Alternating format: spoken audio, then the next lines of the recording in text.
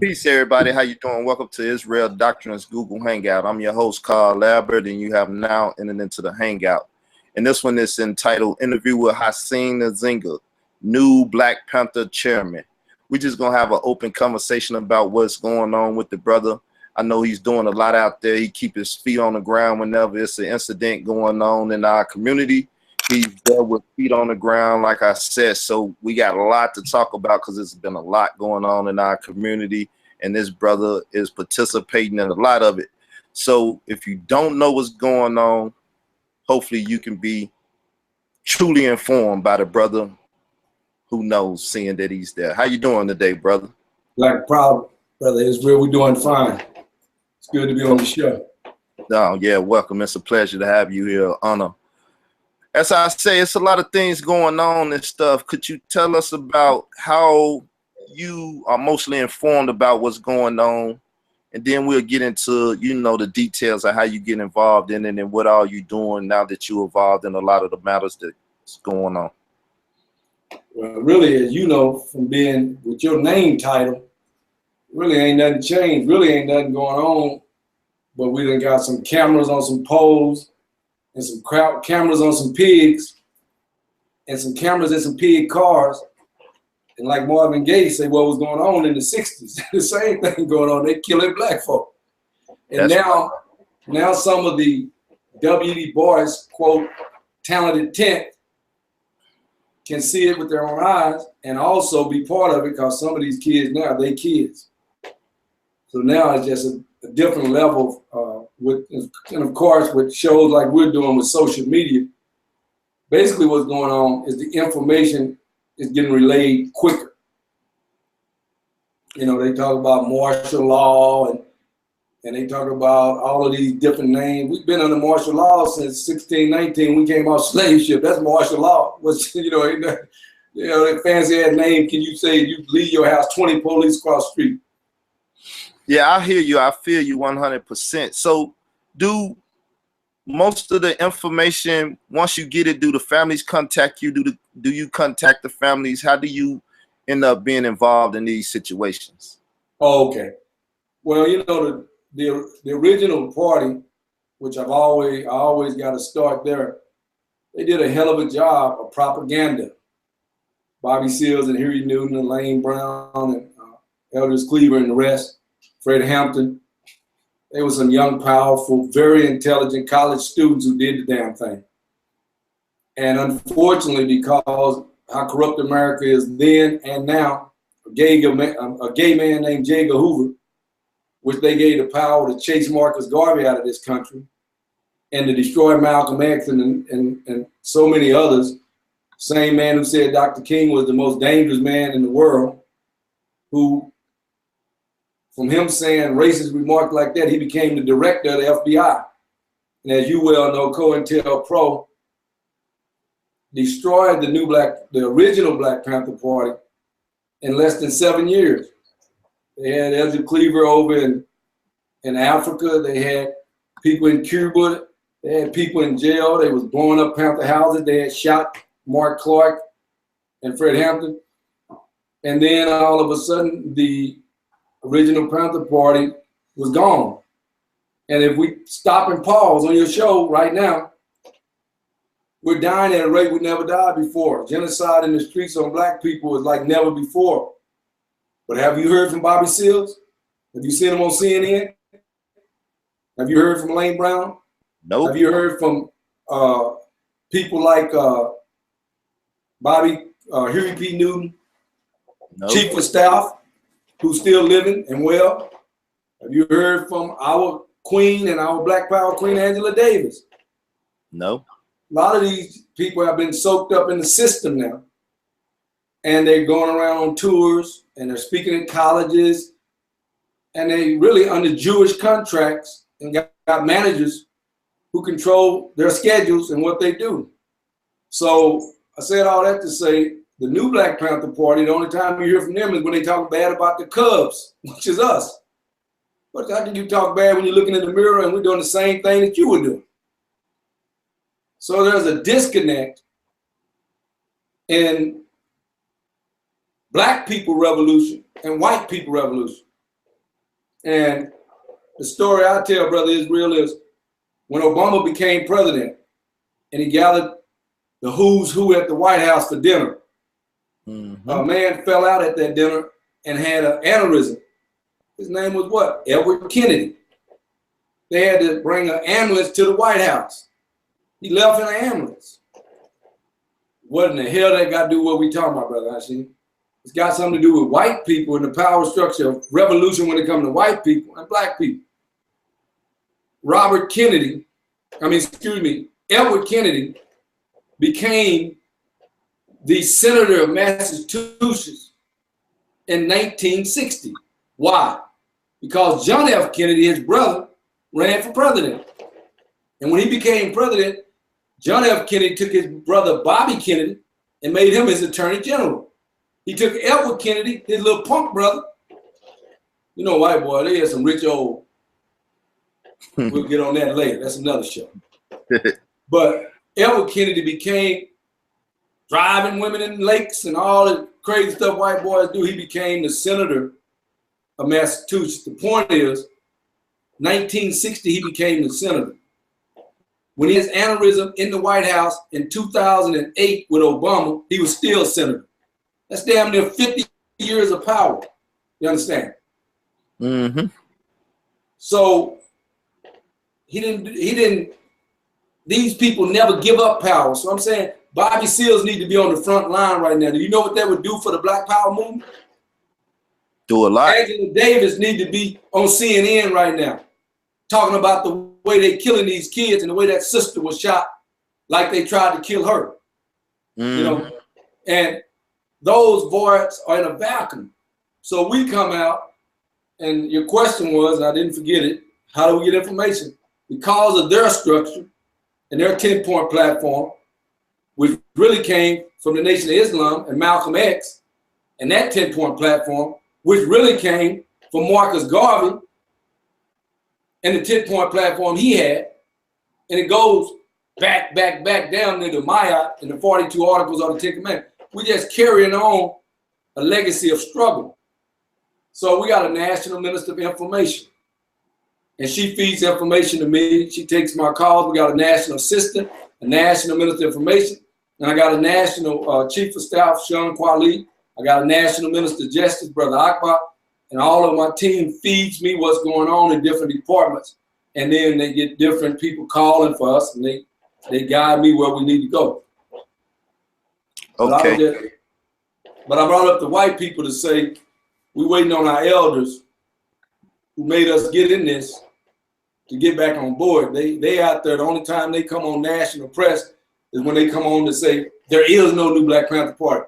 How in the hell you gonna say there's no new Black Panther Party? We've been around for 23 years. We're an institution. We're not a party no more. I see the shirt you wearing and it say New Black Panther Party. Oh yeah. And you're the chairman of that, right? Right. And the man above me, the Honorable Dr. Khalid Muhammad, is the one who spread it across the world. Aaron Michaels out of Dallas, Texas, started it. Brother Malik Zulu Shabazz was the chairman for 12 years. I was Dr. Khalid Muhammad, national assistant and national chief of staff, his eternity, as long as he was the chairman. And I was attorney Malik Zulu Shabazz, national chief of staff for 12 years before I became chairman. I've been chairman about 4 years. Listen to that history, y'all. So now tell me, what all have y'all been involved in since this started? What case do you remember most that got, like, I know it's kind of like nonstop since it started. Can you take us back? The case, that's a good question. The case that got us on the map was when white people do what they do, you know, and that's what's, you almost, we as Black people, our nature, we can't go numb to our genocide. But the purpose of the white man, like Malcolm X said, they put Novocaine in you so you suffer peacefully. They almost make a Black death or a Black murder look like, well, they killed another one. You know, some of us just click to the next channel. You can't ever get like that. So I can tell you the case that put the new Black Panther on the map. A brother in Jasper, Texas was going home from work 4 white friends of his stopped him, picked him up, told him to get on the pickup. He got on the pickup, they was taking him home. On the way home, they did what white people do when they go get deer, when they go fishing, when they go kill giraffes and elephants and you know how they are. They kill us. You know, Jason is real. They think that's a damn movie. Them crackers are just like Jason. They didn't even have to look far to get a person to play that part. So they pulled him over, put a chain around his head, drug him behind the pickup truck. His name was Brother James Bird in Jasper, Texas. And his body parts were spreaded down the street. And Dr. Collard decided that the Black Panther parties needed to go down there and bring justice. That case put the new Black Panther Party on the map. And that was in 1995. And so we've been around a long time. And I can't tell you how many cases we've done since then, because almost every major case that happened in America, the new Black Panther Party, because we got almost 40 chapters, we have showed up in almost every situation. Okay, so give us some of the standout cases for those that don't know, so you know, kind of explain. We had several, but the ones that stand out, one of them was Timothy Thomas in 2001. He was a young kid with a new baby. He had went to the store in Cincinnati, Ohio to get a box of Pampers. You know how daddy got to go get them Pampers. Mm-hmm. And he was coming home, and he had got in college, and he was coming, and he turned. And anybody that's not from Cincinnati, Cincinnati is kind of like New York and Chicago. It's got a lot of people live in a lot of tall buildings, that type of thing. So he was coming around one of the tall buildings, and the police was chasing somebody that they had a warrant on. And when they came around the corner, they started him, and he started running, and they chased him to the end of the block, and they shot him dead. When they found out they shot the wrong man, they acted like it wasn't no big deal. Well, he was running. And that was about the 11th person within a short period of time the Cincinnati police had killed. So we went down there, and shortly after we got there, they say we started it, but I just say a riot started, and Cincinnati started to burn. And that case hurt my heart because I was a young man doing right. Then we went right back to Cincinnati in a restaurant. I think down there they call them White Castle. I don't know what part of the country you from, but you know how we got different little restaurants and different. Yeah, White Castle. This is in Chicago too, so I know about them. Okay. A brother named Big Skip was in White Castle. And a lot of our brothers are overweight. We have diabetes. We have different problems. The people in White Castle knew him, Big Skip. And he started having some problems, almost going into a seizure. So they called 911. And the police beat the paramedics there. And it's almost like the brother in New York saying, I can't breathe. They damn near choked the man to death and beat him to death, and he died at the White Castle when the call was for emergency for helping him. And that's the same Cincinnati police. And that was a sad case because it was a clear case of murder. Nobody was convicted in neither one of those cases. Then we get a young sister named Megan Williams in West Virginia. We get a call that she was held against her will in a trailer house with some white boys and a white woman. And they raped her, they cut her hair, and they started stabbing her like a pig. And they stabbed her, and they wanted her to bleed to death. And they went to get some beer. Somebody heard her screaming from the pain and went in the trailer house, called 911. And when the crackers got back, the police was there. They arrested him, and we went to West Virginia on that case. And Attorney Malik Zulu-Shabazz, on both of these cases, what we were trying to make sure happened in the Jane Bird case, and it's very important for your listening audience to know this. In the Jane Bird case, we fought to put a law in the book, and it took time, but we forced them to put it on the book, and it's called the hate crime law. The hate crime law is you kill somebody, because of their race, then you automatically get 10 years on whatever sentence you get. And the reason that would help us if they do the buddy system in these West Virginians and some of these places and give somebody 10 years or 5 years, we know if we get the hate crime, they'll get 15 years.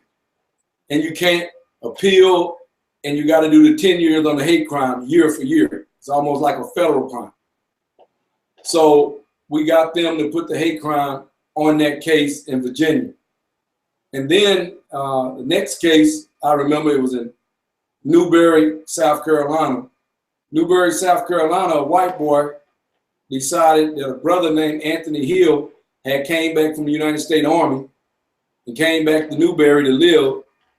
And a white boy befriended him at work. And at his trailer house, he shot Anthony Hill point blank range in the head, tied his neck to a rope, drug him out of the trailer, tied him to his truck, drove him through the black part of town in Newberry, South Carolina. The rope broke, his body landed in front of the school. They arrested the white boy. We went there to make sure the hate crime was put on, and it was. But what's crazy about the hate crime, brother, Israel, is when you go look at the hate crime bill, it's being used more against black people than white. They has reversed it. They put it on the book because they know the brothers are agitated and irritated, and it's time for us to start fighting back. So when you go punch a white person now, they put the hate crime on you. And of course, the other cases, you'll know them, you know, Sean Bell in New York, right on up to this freak called Zimmerman killing our young 16-year-old Trayvon Martin. I carried Mike Brown's coffin, and we was in Ferguson 10 or 15 times. You know, that was ground zero. We just left Baton Rouge a month ago, trying and still working on getting some people convicted in Brother Sterling's case. Before we can get out of there, we went to Valdosta. As you know, about Kendrick Johnson cases going on. The brother who they so-called said suffocated himself trying to get a tennis shoe and a mat. But when the FBI get in the case and resume his body organs are missing. And a lot of that's going on in Chicago. Yeah, let's talk about that case, because I was listening last week to you on a radio show, and you was talking about that case and talking about the strategy y'all was using at the school and stuff. So for my listening audience that may not have an opportunity, could you tell them about the radio show you do and talk about that case so they can, you know. Yeah, we come on tonight, 8 o'clock Eastern time on Blog Talk Radio. It's called Black Power Radio. And basically the Kendrick Johnson case, Brother Israel, it's the worst case I've studied since Emmett Till. You know, it's a case that reminds me of Steve Biko, a great hero in Africa, where the police beat this man to death, say he accidentally fell, then put him in a police truck and drove him 783 miles to get him medical attention in South Africa, where the roads are not like Chicago. Well, Chicago got some rough roads. But this young man was beat to death, rolled up in a mat, and he was beat to death by the white son or the stepson of a sheriff, who is the one that said it was an accidental death. And then it was beat to death by, we thinking, around 4 to 5 white males. And one of the white males' father is a FBI agent who the sheriff turned the case over to. And this case was clearly doing school, 16-year-old child, running through the hall on film, running into the gym on film, and then all 9 cameras in the gym don't work. He gets beat to death, rolled up in a mat. The sheriff say it was an accident. He basically tried to, with a 19-inch shoulder, he tried to crawl in a 14-inch hole to get a tennis shoe and a mat. If you ever seen them mats roll up, all you gotta do is push them over and get your shoe and go on by your business. They push the mats and roll them out every day. And they, you know, but what they don't want to say is, unfortunately, him and the white boy was messing with the same girl. They had a fist fight earlier that week in a pool hall, and he got the best of the white boy, and it was retaliation, and they went too far. They don't want to talk about blood was found in the bathroom in the gym. Blood was found on one of the balancer bars in the gym. And it wasn't Kendrick Johnson blood. It was the people who beat him to death, had tissue scars. And you know, everybody watched the forensic science. And a lot of times people get caught because of their blood. When you viciously beat somebody and you're an animal like that, you lose your mind. And so the evidence was overwhelming to death. And the case has been thrown out. So what we did, we went to Valdosta High School because we feel the school is responsible and the school is holding back a lot of the facts. So the school started last Thursday. So we had over 1,200 people to call the school on Thursday and Friday and this morning. And we had people to fill up the office. They asked the principal, and we started a campaign called What Happened to KJ? His name is Kendrick Johnson. And you know, the school is Lion School in Valdosta, Georgia. And if you go on our website, www.newblackpantherparty.com, I'm sorry, www.newblackpanther.com, all the information, your audience can call that school starting tomorrow at 8 o'clock and just ask them the question, what happened to Kendrick Johnson? Because if we keep enough pressure on that school and disrupt that school, we talking about disrupting the football games this year, the basketball game, the band practice, the PTA meetings, the track. We cannot let this young man be beat to death. And this school tore down the gym, rebuilt the gym, because they don't even want the case get reopened, they don't want no evidence, you know. So clearly the video of the gym came up missing. The school superintendent is involved in it. So we're gonna go until somebody say something. We need one person to tell the truth of what happened. And a lot of people know what happened. Okay. Woo. Let's talk about the body organs because, like you said, I think this is a big unspoken, not spoken about. It's unspoken about in our community that when we pass, that they take our body parts and they, you know, they got a whole big money laundering, you know, body laundering scheme. Well, a detective from your city, if you're in Chicago, and a detective from Detroit, this is how bad it's done got. Now we got police calling the New Black Panther Party, don't want their name said, and want to drop us information. And they would say, don't take for granted 23, 30, 40 black males are getting killed a weekend in these cities. You know, when I was a youngster, I came to Atlanta to go to college in 1980. And there was a case called the Missing Children.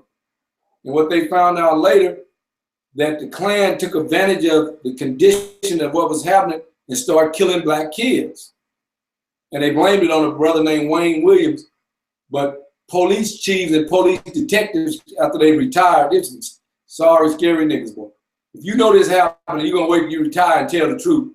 Hell, man, don't tell man, you know. But anyway, they did, and they did a documentary proving that a lot of these bodies, Wayne Williams had nothing to do with. So it's the same thing. What's happening is young kids are getting arrested in Detroit, Chicago, New York, LA, major cities, to the point we done came numb to it, to the point that some of us were down there, sick them on our children. You know what I mean?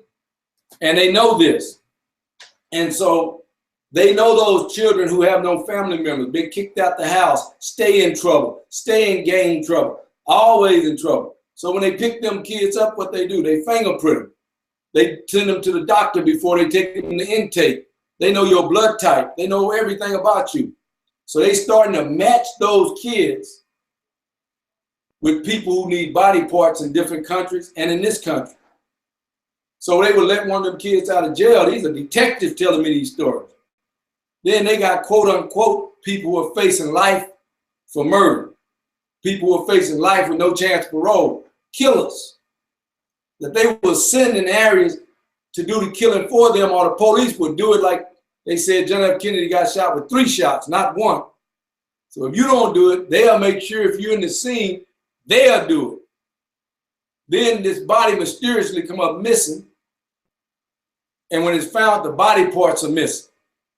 Now they so bold in Oklahoma and some parts of the country, we getting reports where prisoners in their cell are being found in the jail with body parts missing.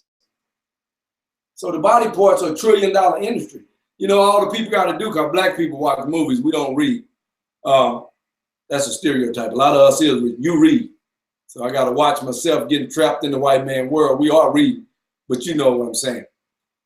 When you watch the movie with Denzel Washington, John Q, and he takes over the hospital, put chains, and he tells them they're going to get his son a heart. His son is like 130 on the list or whatever. You got people like this in real situations where their child is 130, and these people are millionaires. They're not like John Q. They got money. They got insurance. But money and insurance don't make you move up the list on organs. When you come into the hospital, they got a list, and they put you wherever you come in. So these people use money to manipulate, buy their way up, or they go to the market that sell body parts. And then they match these bloods type B and this, and they know what kind they need. And these people going out there and getting it. And law enforcement is involved in it. Man, that's something that we don't hear about, you know, that much. I don't. I heard that from the horse's mouth, as you say. So what else is it we missing out here? Because the Black Panther Party, and I don't know if the new Black Panther Party used the same slogan, it's about defense. It's a party up for defense. What do we have to do to defend ourselves now? You know, we're not far from the original party. You know, I tell people all the time, when I lived in Kansas City, I was born in Texas, but at a point, my mother married my stepfather, who was in the Air Force, and we was in Kansas City. And I'll never forget going to Martin Luther King Elementary School, and the original Panther Party used to feed us breakfast at a church. And when I leave that church, they would say, "Power to the people, little brother." I would say, I didn't know what to say. I was young, you understand. But eventually I would say, "Power to the people." At that time, they called us the Cubs. And you know, the SCLC, if you Google it right now, Dr. King started in 55, then he had Abernathy, Benjamin, you know, different people ran it. W. Du Bois started the NAACP with some Jews, all the way up to Ben Chavis. You can go right now. Charles Steele is the president of the SCLC. CORE got a president still to this day. Organizations continue. So all the new Black Panther Party is saying the original Panther Party was too important to history, made too much of a difference to be a vacuum or a void at this point in time. So we are filling that void. And the reason they mad at us is because, number one, we want to accept white people into the party.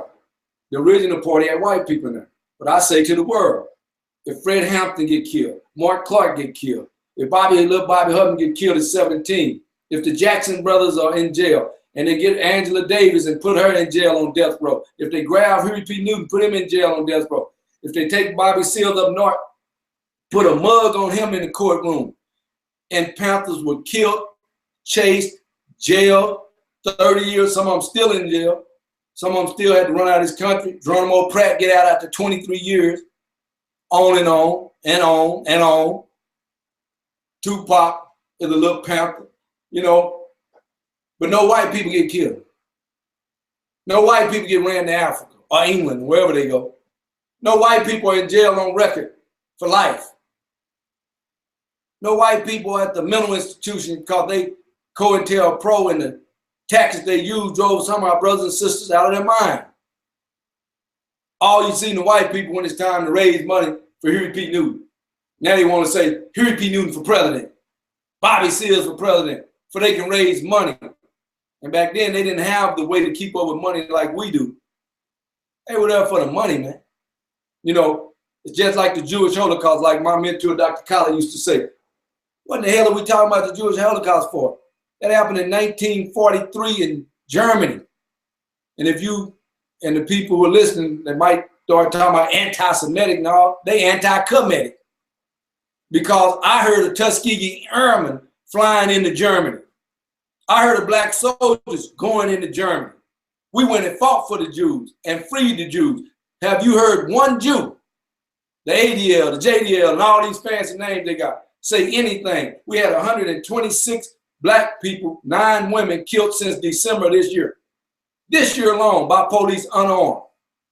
Where's the Jewish outcry? No, they was back there crying in the 60s for Cheney and Goodman and 3 little Jewish boys because Medgar Evers in Mississippi, which is the most lynching state in the Union, Medgar Evers in the 60s had easily 2,000, 5,000 people in the street marching. Then you'll get 2 or 3 little Jews in the front of the march or coming in organizing the brothers and sisters. They was using us because we had the numbers. They had the agenda. Now they own BET. They own New York Times. They own Washington Post. They own LA Times. They own the Chicago Tribune. They own Atlanta Constitution. And everything they write about us is negative. We save they funky asses. And in return, they come in our neighborhood with these damn rental stores, and everything they do is to take our money. They run the music industry because they want our rappers to talk about bitches and whores. Everything they do is negative toward us. They used us. They built up their little Jewish Holocaust, and they got Israel, and we pay them $1 billion a day, and they got our minds thinking about the swindlers list with Steven Spielberg, because the Jews wrote a book, Ford wrote a book, How the Jews Created Hollywood, to control our mind. They got our mind off the black Holocaust, which is the real Holocaust, on the Jewish Holocaust. And until this day, you can't get one Jew to talk about Mike Brown or Trayvon Martin, and none of the rest was going on when they act like they so liberal and so in bed with black folk. Hypocrites, man. So as and that's who's controlling people we talked about earlier. As he says, Dr. Khalib said, proper propaganda. At this time, how do we defend ourselves, and how do we use our media and our propaganda machines to turn this tide? Would you got any suggestions? Well, one of the reasons, every once in a while we be talking as black people and we get so caught up in the death and destruction, we forget about the good news. The good news is school started today. Morehouse opened up. Grambling opened up. Spelman opened up. Howard University opened up. Dillard opened up. We got black kids flooding into these institutions of higher learning. And what we have to do, me, you, Brother Israel, and the freedom fighters, we have to go back on these school campuses like Huey P. Newton and them did. And we have to take these kids, young, intelligent, future bright kids, back, because now they don't see nothing but Ford and Chevrolet and the Army and the Air Force. This who is the breed that recruit our kids off these college campuses. We spend $1 trillion a year in this country. We're not poor. We are the thinkers of this country. We always have been. But now the corporations own our minds and our inventions, because when they go to school, we sign a contract. So I'm just saying, the same people who built the internet, the same people who built all this social media and how we doing things now, we need to put a team of kids together, young kids together. And we need to take and start our own Facebook, because the white man gonna eventually put us all off it. It's getting too effective. So we need to be building now our own system. That's what George Washington Carver would do. That's what Charles Drew would do. That's what all our thinkers would be doing now. It's obvious every time a revolutionary on Facebook say something, they kick them off. That's how quick all of this can end, what we're doing right now. So I think we should not look as helpless people in despair. The reason we're being attacked is because we're waking up. Every time we start to wake up, we get attacked. When Lincoln brought the 54th and all the soldiers together, black soldiers, and we got free, the Klan got started, to set us back. It's always a fear factor. They always want to say the UN is finna start patrolling our streets. The National Guard is coming in. Now, the hell is the police other than the National Guard? The police ain't nothing but people from Iraq, Kuwait, and all of these wars shooting you in front of your children. They can't do nothing to us. We are the only people. They don't shoot Chinese. They don't shoot Japanese. They don't shoot Jews. They don't shoot people from India. They don't shoot people from Israel. They shoot us.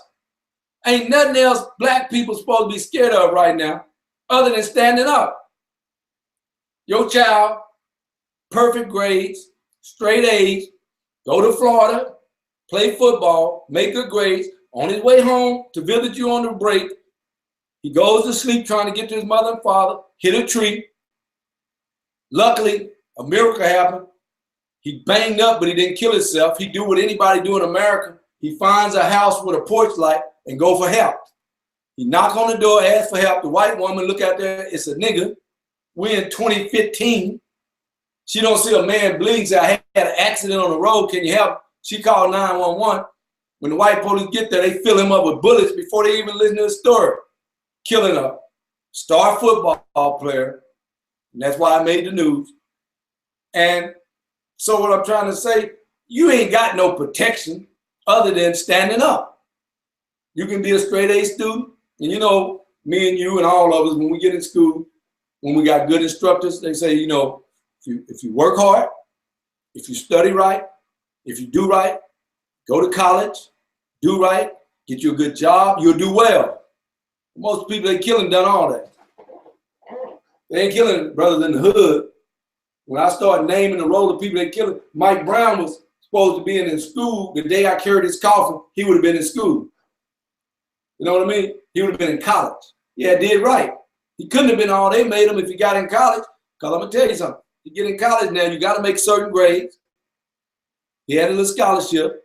He must have did something right. He must have some kind of discipline, you know. And it's just amazing. Sean Bell going to get married. He gets shot 51 times. Miss Johnston calling in Atlanta, calling the police on the drug dealers. And the Red Dog team get paid by the drug dealers to set her up and kill her. We are living in a crooked society. And Brother Israel Malcolm said it best. That's why he was assassinated. Malcolm said, if DeKalb County, where I live, got 1,300 police, and the mayor and the city council and the police chief say we need more police. So now it's got 3,300 police. And crime keep going up, and you start getting law enforcement.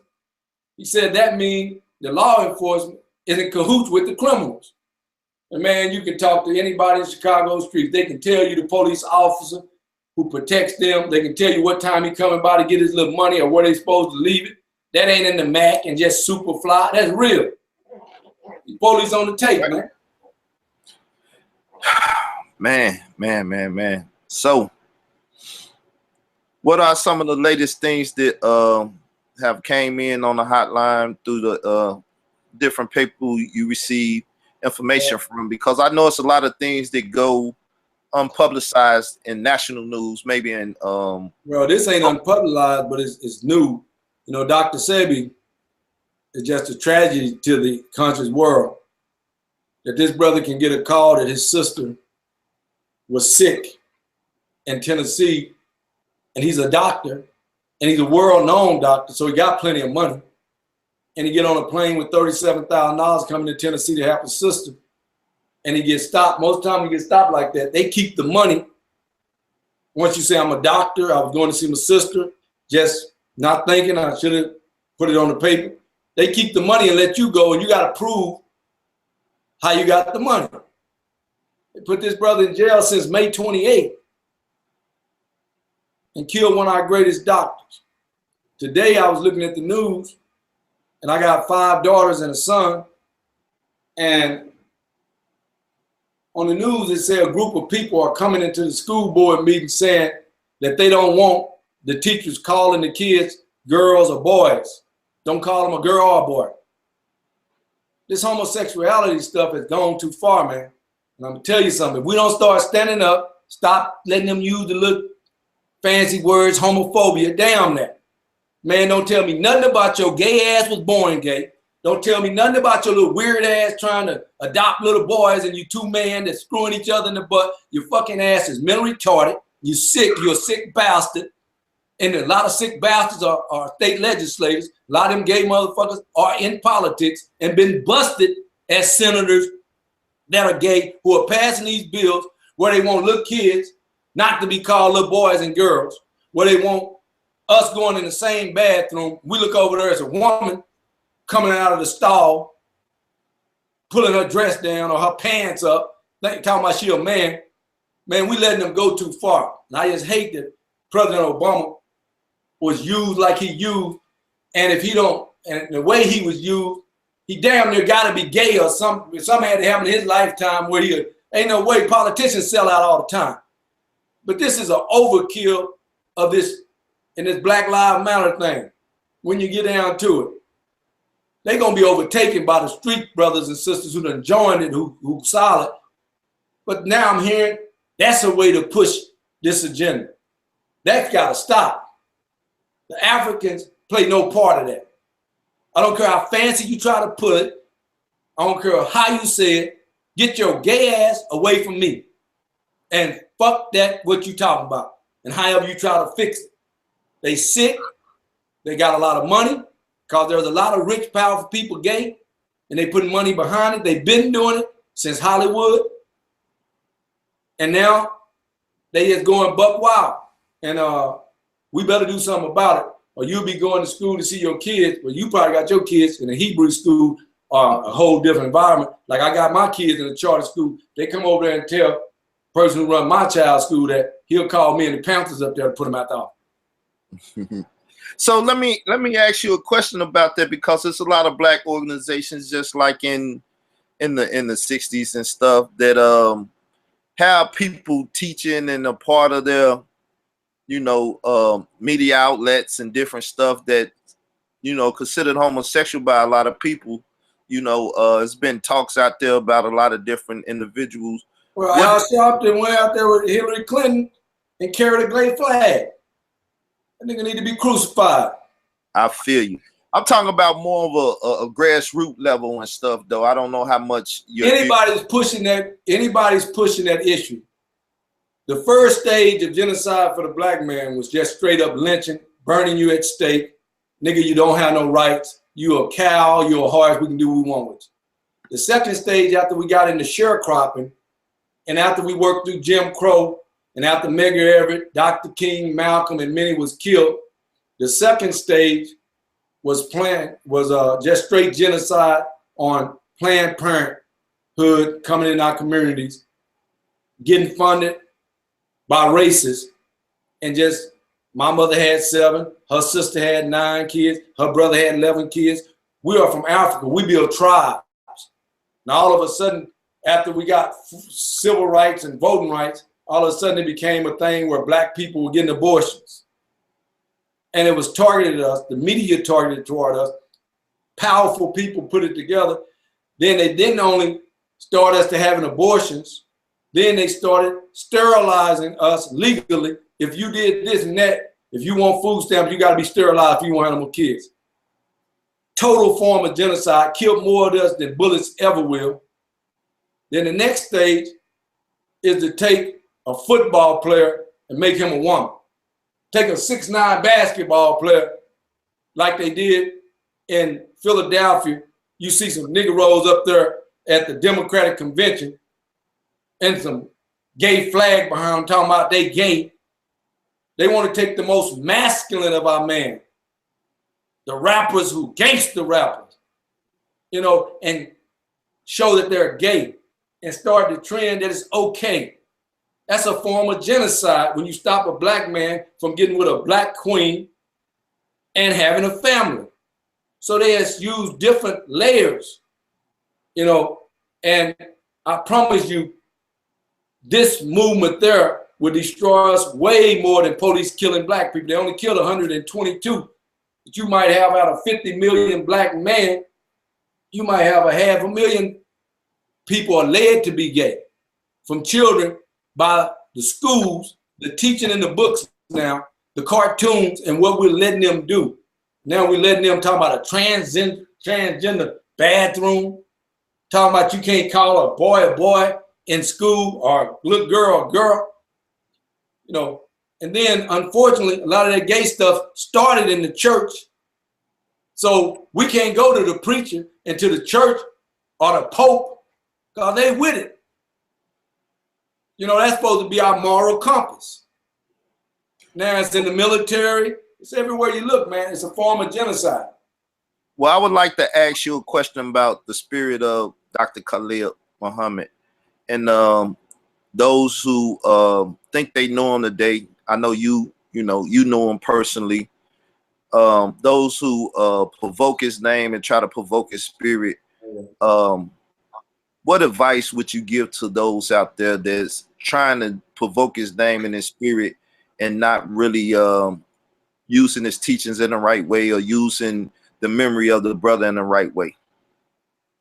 Well, the first thing is Dr. Khalid's last speech spoke for itself. His last speech in Harlem, New York, 2001, was enough Negro stuff. Revolution is the only solution. Negro stuff is when you are using people's name and you just talking, or to use somebody's name to make money or to make yourself popular. You know, John Henry Clark, our great professor, told me personally and told us, he said, when a general of the revolution died, he's killed on the battlefield. He said, you stop what you're doing. You go and get the general and you give him a proper burial. And then the way you show you respected him, you continue his work. So if I show you Dr. Khaled's picture in my office, and I still wear the new Black Panther party shirt, and I tell you I just left Valdosta Courthouse, and I tell you I just left Baton Rouge in front of the police where they killed our brother Sterling, and if I tell you I'll be here tomorrow in Atlanta doing a protest, that's what Dr. Khaled would be. So anybody ain't in these streets, in the enemy's face, they don't know Dr. Khaled. Dr. Khaled wasn't no typer and no big time sending messages. When you found Dr. Khaled, he was telling you where he was heading, and he was heading to face injustice head on. When Dr. Khaled passed and they did the autopsy, he had walking pneumonia. Because as you know, when a president is sworn into office, I think the vote is in November, then they come in January. Well, when Bush came into office in January, it was cold as hell when the presidents come into office. But if you look where Dr. Khaled was, he had Panthers in the street in that cold trying to stop down Bush from coming down that street. And it was so cold and we was out there so long that it made him sick. That's what Dr. Khaled do. So anybody using his name, and you don't see them, they don't have to have a Black Panther uniform on, because Dr. Khaled was way more than just a Black Panther. Dr. Khaled was a nationalist. He was a Hebrew. He was in the Nation of Islam. Dr. Khaled was with Idi Amin. He was Pan-African. He was nationalist. He was the whole package. Doctor sit with any group and bring love to him. He could sit with the Igbos, the Hausas in Nigeria that's at war, bring them to peace. He could sit with the Blood, the Crip, the Indian. He was the full package. But the one thing he did not tolerate was somebody running their damn mouth but wouldn't meet him on 125th Street to face them crackers in their face. So I say to people who are not ready to put on boots and ready to get out there in harm's way, don't say you Dr. Khalid Muhammad. I appreciate that, because there's a lot of people out here now, as we propagate on this channel, with feet off the ground. They got feet on the ground. They got feet off the ground. And they may be kicking them up, or they may, like you say, playing on a typewriter, but none of them is out here in these streets. So how could people help in the work that you're doing? Well, right now, the biggest thing we're doing a 40-city Stop the Killing tour of our own people. Okay. Because they always want to say, but what about when you kill each other? There's no such thing as black on black crime. We, as a collective group, been keeping our people away from genocide for years. But since we don't control the mass media, they show the worst of our people. You know, in May, I can name right now probably over 783 black mayors. I can name probably 300 and some black colleges that are graduating anywhere from 400 to 300 students with PhDs, master's degrees, scholarships. I can go to all the black high schools and show you how many children like mine are going to college with 4.1, 4.2 grade point averages. But the media don't show that. They're going you can have a graduation night with over 10,000 kids graduating in one state, going, and out of the 10,000 graduating, 2,000 or 3,000 going to college.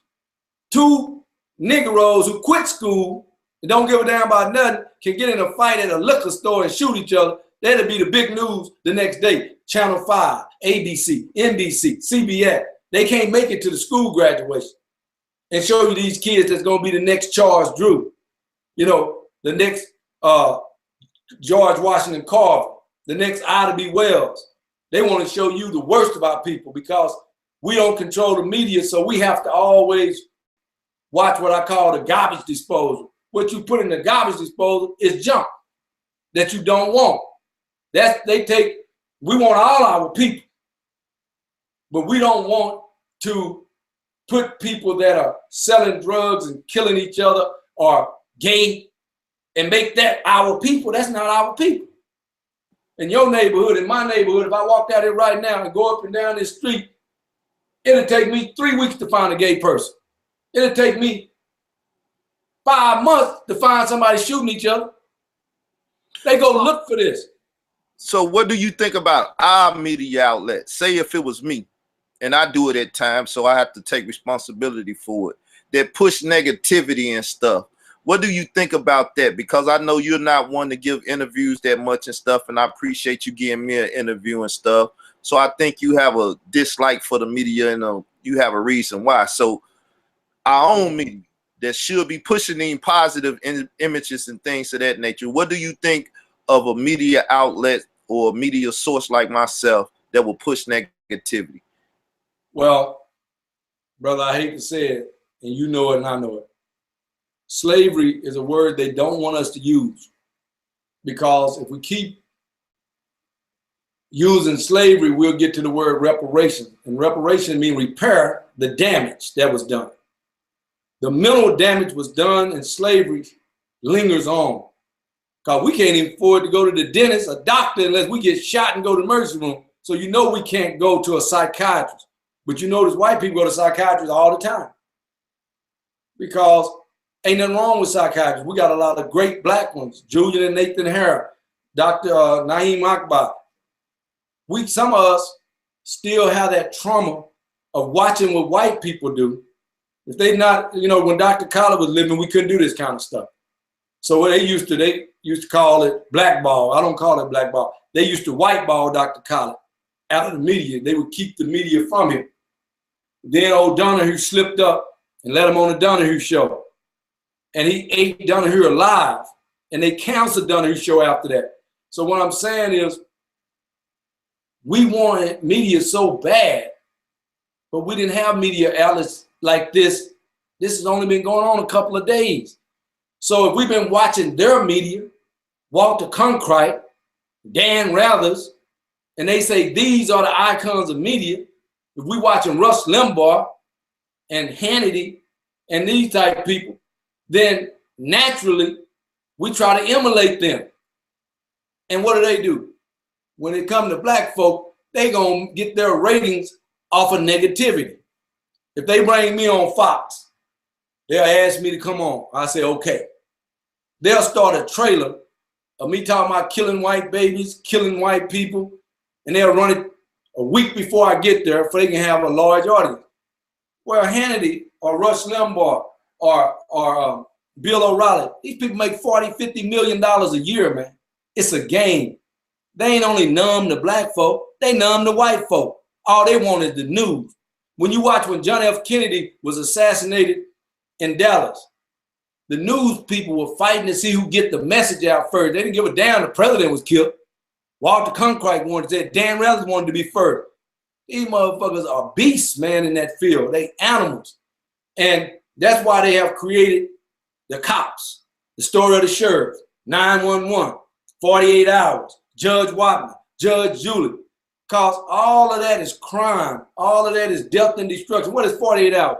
To say 48 hours, there got to be what? A death. So if you want to push death to the people, make the biggest thing on TV 48 hours. They give money to Jerry Springer. Ding, ding, ding, black people start fighting. We watch this all our life, so when we finally get it, we got to filter that out. It ain't just going to be natural to get this kind of environment and not remember what the film is running in your head.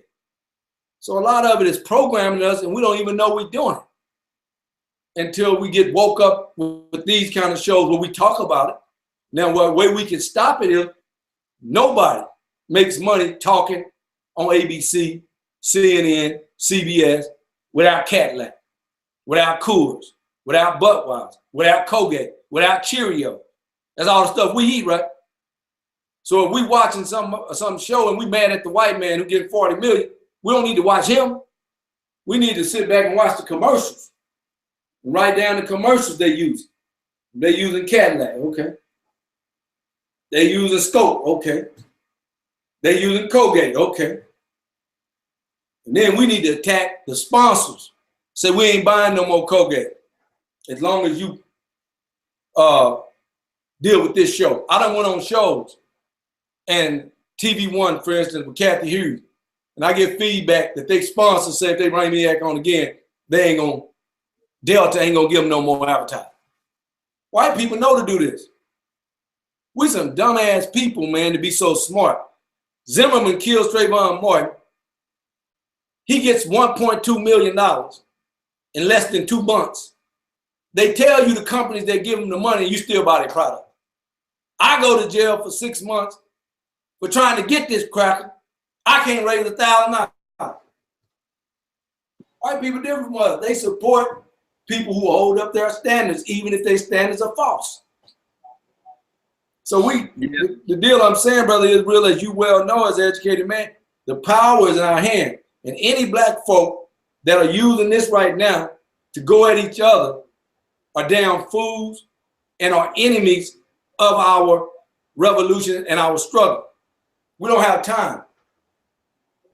And in saying that, I'd like to finish off with you telling them about Black Power Radio, what you look to achieve when you coming on, your staff or whatever, and you know, tell them about your media outlet that you create right now. They can go to our website. I'm still old-fashioned. The young guys in the Panther Party got all kinds of stuff. But the website, newblackpanther.com, has blog talk, how to get on it, and everything we're trying to do with the 40 City Stop the Killing tour. We'll be going to New York on the 17th, Jamaica.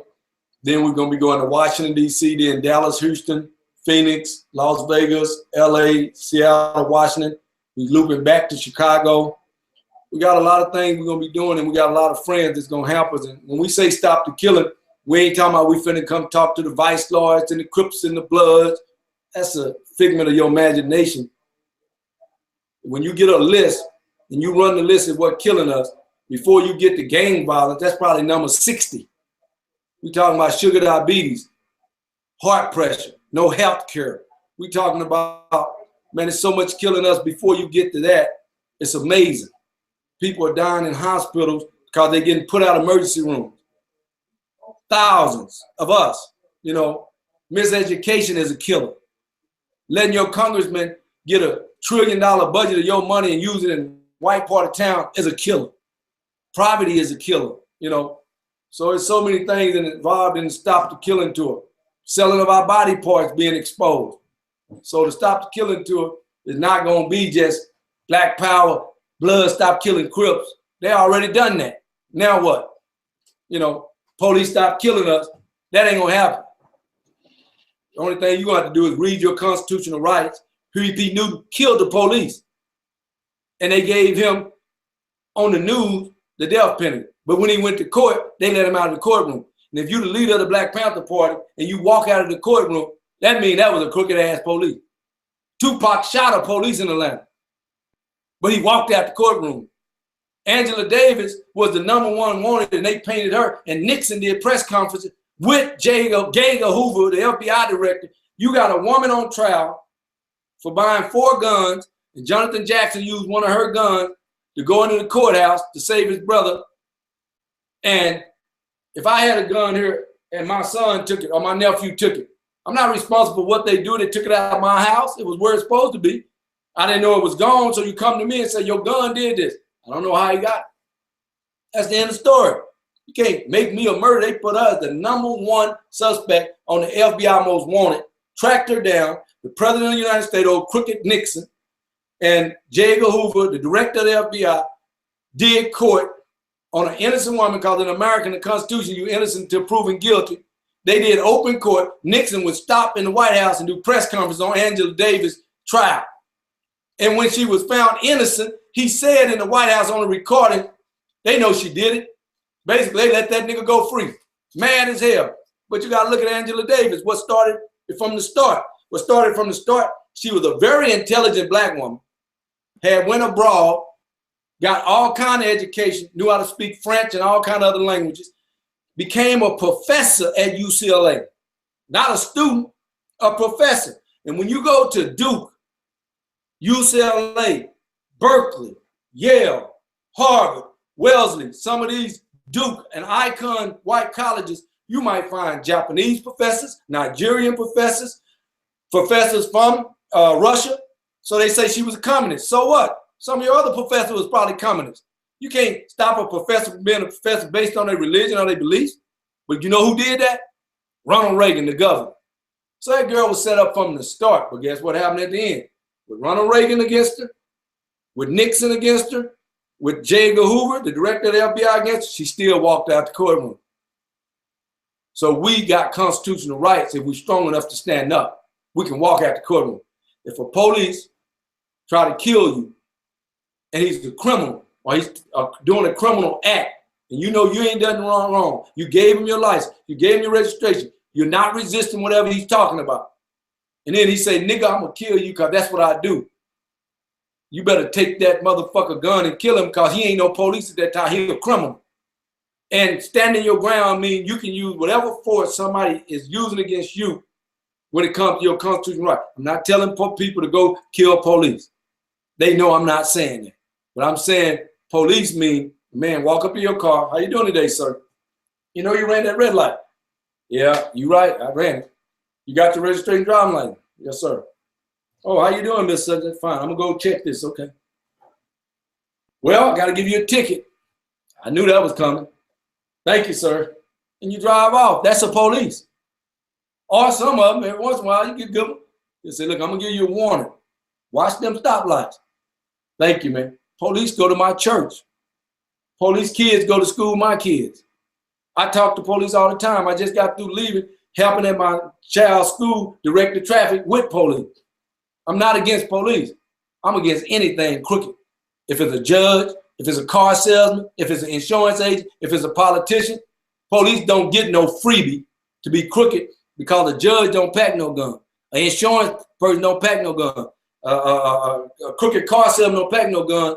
If they do, they get the permit like we get, but the police got the right to use legal force on you, lethal force on you. That's too much power for you to be using some racism mixed in that and have a Klan tattoo on your forearm and you telling me, boy, what you doing? No, sir. You work for me. You don't call me boy. You come up here and say, can I get your name? I say Hashim Nzinga. And I damn near want to say, well, Mr. Hashim Nzinga, I hate to do this, but you were speeding. Now go on, run your gamut. But don't make me something I ain't. And don't try to do no riding the king on me or your ass gonna get it. Gonna beat me to death with 90 police talking about be still, you resisting, tasing me with 3,000 votes talking about be still. How the hell I'm gonna be still? Then shoot me 6 times. Man, that's murder. That ain't no damn police. That's a motherfucker out of his mind. You know, and we got a psychiatrist in the end, we got a psychiatrist that worked for the military in the new Black Panther Party. And she tell us when the soldiers come back from overseas, they evaluate them. See where they head at, because some of them have been over there 8, 9 times, killing babies and killing people. So she said they had to lower the standards, because most of them couldn't pass to get back into society. They have to hold them in these hospitals when they coming back making the transition. She said the military hospitals would be full if they wouldn't have lowered the standard, guess where they are now? They your sheriff. They your police department. And they got a kill mentality. And when you run into them and they doing that illegally, and you're, let's just end it like this. All 3 police shootings in the last little while, I call it, the brother in LA, which we know, came from the military, was trying to tell LA, I'm working with some crooked police. He get blew up. The brother in Dallas come back from their military, he get blew up. The brother in Baton Rouge from their military, he get killed by them, and they killing law enforcement. These are trained killers doing what they was trained to do. They get back here, and in their mind, they trained to kill. Don't blame that on the new Black Panther Party. Blame that on the United States generals, and who's over the generals? Obama. Ain't he the chief commander? Yes, sir. You know what he said in the White House the other day? He was shocked. This is what he said. I wish I could act like him. You can't act like him. But he said he was shocked with the rate of suicide from the veterans. They're either killing themselves or killing you. They drive, man, America's fucked up some people, man. And they don't want to take the blame. They got some fucked up people running around there with some badges on. And it ain't just Klan. You know, they talking about we live in a police state. Yeah, we lived in a police state in the 40s. Now we live in a military state. These people got military training who killing us now. Except for these big, fat, sorry-ass white motherfuckers who just out of shape. They just rather shoot a nigga than chase. Donut eating cops, huh? Yeah. You know them. Like the one in South Carolina shot that brother going in the back. Just like a deer, just. You ain't far enough. Okay, that's far enough. Pop, pop. Then somebody filmed him. He didn't know it. Then run up to the body and throw your taser on the ground. And the worst thing going on, brother, is really, you already know. They tell us, and they put billboards in our community, and they run thousands and thousands of commercials. Call 911. Call this number. Get $1,000 if you tell us this. Give us tips on what's going on. You understand? But ain't no tip being given by the people who are trained with trained eyes to see crime. Now you telling me, who don't know nothing about it, to give you a tip, but the man who we pay and who swear to uphold to protect us and serve and protect, he got a trained eye on what murder is, and he watching his partner murder somebody, but you give him the code of silence. When the last time a police raised his arm in court and told on his partner? When the last time a police showed up pulling in the, you know, they had them tunnels when they taking you in arrested. And when he opened the car, there was another police in the back seat. So my partner just committed murder. I couldn't believe he was shooting this guy 5 times. The guy just was going for his registration. Probable cause of murder. I got the videotape. When the last time that happened? When that started happening, they might get me to talking different. And then one more thing, Shakur, they still mad at her for the death of police officers and things of that nature. They can't forget it, but they keep telling us forget the, you know, the death of our people at the hands of police officers. I mean, I don't think that's mad. I think what's happening with her, you know, they had a lot of white people that's very sophisticated that they caught in the mountains, Smoke Mountains of Tennessee, Bungie. They got a lot of white people that's been on the FBI list, and they've been tracking these people down. They mad because the family network protects her, and they can't believe they got $1 million out and they didn't turn it over. So they take it to $2 million. But you know, they had that same thing on Harriet Tubman. The government ended up paying her in the end. So we've been through that before too. So, you know, they just hate when a black person outdo them. It make them furious. You know, furious. Huh? Look at OJ growing up, listening and watching that case, and how they still hunted him down and did stuff to him. But brother, I know you got to do a show and everything. I know the audience is loving you. They giving me praise for bringing you over here and saying it's a great show and everything. But I know you got another show you got to do that you producing yourself. So once again, just give them that information, and I'm gonna let you go and get your mind right and settle down, get you some water. And you it's been a pleasure. It's been a pleasure. I would say www.newblackpanther.com. Got all our information. If you need us, if you need to get in touch with us, we are not the leader of the New Black Panther Party, because leader means you're a servant of the people. We're just a servant of our people who was trained by Dr. Khalid Muhammad to do this from the cradle to the grave. We carrying out our orders. So I got to say it, Black Power. Long live Dr. Khalid Muhammad. Much honor and respect. It's been a pleasure. It's been a pleasure. My honor. All right. Peace, everybody. We'll be talking with you later.